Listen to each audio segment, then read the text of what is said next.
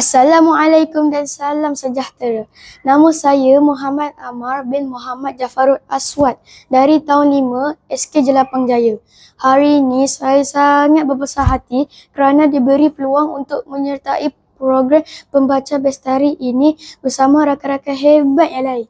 Saya juga memegang jawatan sebagai pembimbing rakan sebaya. Saya juga telah menyertai HIPO The English Contest dan memenangi HIPO kategori 1. Saya juga telah mewakili sekolah dalam Scratch Competition. Sejak kecil, saya memang suka membaca.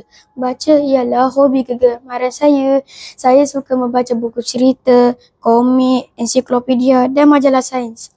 Bagi saya, membaca ini sangat penting kerana ia bukan sahaja meronokkan tetapi juga dapat menambahkan ilmu, pengetahuan, mengasah fikiran dan membantu saya menjadi pelajar yang lebih cemerlang.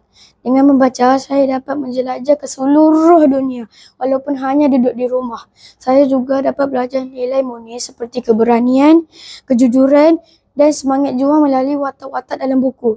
Sebagai peserta pembaca bestari, saya berharap dapat terus mengembangkan minat membaca dan berkongsi semangat ini dengan rakan-rakan yang lain. Marilah kita semua terus menjadikan membaca sebagai satu budaya, bukan sahaja di sekolah, tetapi juga dalam kehidupan seharian kita. Sekian sahaja perkenalan daripada saya. Terima kasih.